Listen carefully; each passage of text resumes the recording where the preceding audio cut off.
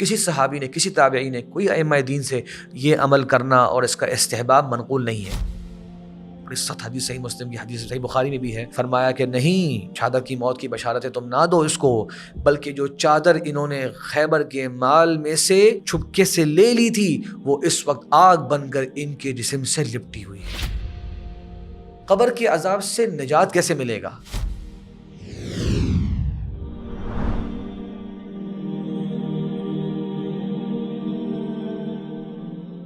بسم اللہ والحمد للہ والصلاة والسلام علی رسول اللہ وعلی آلہ وصحبہ ومن والا، اما بعد۔ محترم ناظرین، موت کے بعد کے اس نئے پروگرام میں آپ سب کو خوش آمدید کہتا ہوں۔ قبر سے متعلقہ اہم مسائل کا ذکر جاری تھا، انہی مسائل میں سے انشاءاللہ جو قبر سے متعلقہ آخری مسئلہ ہمارا ہے، آج اس کو تفصیل سے بیان کرتے ہیں۔ قبر کے عذاب سے بچنے کے کیا اسباب ہیں اور اس عذاب کی کیا وجوہات ہیں؟ پہلے جانتے ہیں کیا وجوہات ہیں جس کی وجہ سے قبر میں ایک عذاب کی کیفیت سے ایک انسان گزر سکتا ہے۔ کچھ اعمال ایسے بتلائے گئے ہیں، اور پھر اس سے بچاؤ کیسے ممکن ہے۔ تو انشاءاللہ ان دونوں باتوں کو آج کے اس پروگرام میں آپ کے سامنے پیش کرتا ہوں۔ اللہ کے نبی صلی اللہ علیہ وسلم کی احادیث میں اگر ہم دیکھیں تو کچھ ایسے گناہ ملتے ہیں جس کی وجہ سے قبر کا عذاب ہو رہا ہوتا ہے۔ مجھے اور آپ کو نیت کرنی ہے، ارادہ کرنا ہے کہ ہم اور آپ ان گناہوں سے دور رہیں۔ ایک دن نبی کریم صلی اللہ علیہ وسلم اپنے صحابہ کرام کے ساتھ گزر رہے تھے تو آپ کا گزر ہوا دو قبروں پر۔ آپ نے فرمایا انہما لیعذبان، ان دونوں کو عذاب ہو رہا ہے، وما یعذبان فی کبیر، ایسے گناہ نہیں ہیں جو سب لوگ سمجھتے ہیں کہ بہت بڑے گناہ ہیں، لوگ سمجھتے ہیں معمولی گناہ ہیں، لیکن ان کی وجہ سے قبر میں عذاب ہو رہا ہے۔ اور وہ کیا؟ اما احدہما فکان یمشی بالنمیمہ، ایک لوگوں میں چغلیاں کرایا کرتا، لوگوں میں جھگڑے کرایا کرتا، دوسرا اپنے پیشاب کی چھینٹوں سے نہیں بچا کرتا۔ پھر آپ صلی اللہ علیہ وسلم نے اس موقع پر ایک ٹہنی توڑی اور آپ صلی اللہ علیہ وسلم نے اسے قبر میں لگا دیا اور کہا کہ شاید ان کا عذاب کم ہو جائے جب تک کہ یہ ٹہنی نہیں سوکھ جاتی۔ یعنی مسئلہ ضمن سمجھ لیجئے کہ ٹہنی کو قبر میں لگانے سے عذاب کم نہیں ہوتا، وہ آپ صلی اللہ علیہ وسلم کا ایک دعا فرمانا تھا اور اس دعا کے لیے ایک وقت مقرر کرنا تھا، اس کی وجہ سے اس آپ کی دعا، آپ کی شفاعت کی وجہ سے ان کا عذاب کم ہوئی۔ ورنہ کچھ لوگ سمجھتے ہیں کہ ٹہنی چونکہ اللہ کا ذکر کر رہی ہے تو عذاب کم ہو جاتا ہے۔ نہیں، ذکر تو پھر وہ قبر کی مٹی بھی کر رہی ہے، ہر شے اللہ کا ذکر کرتی ہے، پھر تو قبر کے اندر کی جو اینٹیں ہیں وہ بھی اللہ کا ذکر کر رہی ہیں، اس وجہ سے نہیں، بلکہ یہ آپ صلی اللہ علیہ وسلم کے ساتھ خصائص میں سے ہے۔ اور خصائص میں سے ہونے کی دلیل یہ ہے کہ کسی صحابی نے، کسی تابعی نے، کوئی ائمہ دین سے یہ عمل کرنا اور اس کا استحباب منقول نہیں ہے۔ تو آج کے زمانے جو لوگ قبروں کے اوپر اس طرح کے درخت لگا دیتے ہیں، پودے لگا دیتے ہیں، یہ سمجھتے ہوئے کہ عذاب نہیں ہوگا، ایسی بات نہیں ہے۔ اسی طرح سے جو ایسے اعمال بتائے گئے جن کی وجہ سے عذاب قبر ہو سکتا ہے، وہ ہے غنیمت میں سے مال چرا لینا یا خیانت کرتے ہوئے مال کو لے لینا۔ جنرل بات ہے، اور کتنا زیادہ کامن ہے یہ چیز ہمارے یہاں، لوگ امانت میں خیانت کر لیتے ہیں۔ خیبر کے موقع پر آپ صلی اللہ علیہ وسلم کے ساتھ ایک غلام شریک تھا، مدعم اس کا نام تھا، اس کی بڑی بہادری تھی، یہاں تک کہ جب واپس جا رہے تھے آپ تو ایک تیر کہیں سے آیا اور اس کو لگ گیا، جب وہ لگا تو اس سے وہ شخص ہلاک ہو گیا۔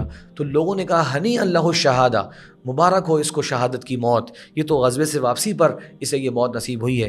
تو اللہ کے رسول صلی اللہ علیہ وسلم نے فرمایا، بڑی سخت حدیث صحیح مسلم کی حدیث، صحیح بخاری میں بھی ہے، فرمایا کہ نہیں، شہادت کی موت کی بشارت ہے تم نہ دو اس کو، بلکہ جو چادر انہوں نے خیبر کے مال میں سے چھپکے سے لے لی تھی وہ اس وقت آگ بن کر ان کے جسم سے لپٹی ہوئی ہے۔ صحابہ کرام گھبرا گئے، پریشان ہو گئے۔ یعنی ایک خیانت کے ذریعے ایک اتنا مال لے لینا، یہ غنیمت کا حق یہ تھا کہ وہ جمع کرا دیا جائے اور پھر امیر جہاد جس کو جو دیتا ہے وہ اس کے حصے میں آ جائے، لیکن یہ خیانت کرتے ہوئے جب انہوں نے وہ غنیمت کا مال لیا تو اللہ کے رسول نے فرمایا کہ وہ چادر ان کے جسم پر آگ کی طرح لپٹی ہوئی، کتنی سختی بات ہے۔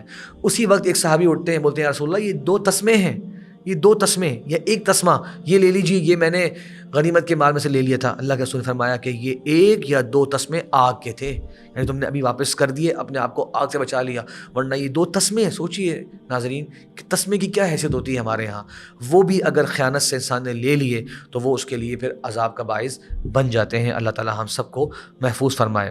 اسی طریقے سے تکبر کے ساتھ کپڑا لٹکا کر چلنا، کچھ لوگ ہوتے ہیں وہ چلتے ہیں اکڑ کے ساتھ، اور کچھ لوگ ہوتے ہیں وہ کپڑے کو لٹکا کر چلتے ہیں۔ اللہ کے نبی صلی اللہ علیہ وسلم فرمایا کہ ایک شخص جو ہے وہ اپنے کپڑے کو نیچے لٹکا کر چل رہا ہے تکبر کے ساتھ، اور اس کی وجہ سے وہ جہنم کے عذاب کا مستحق بن جاتا ہے۔ تو معلوم ہوا کہ مرنے کے بعد کے عذابوں میں سے ایک عذاب اس وجہ سے بھی انسان کو مل جاتا ہے کہ وہ اپنا کپڑا لٹکا کر چلنے والا ہے۔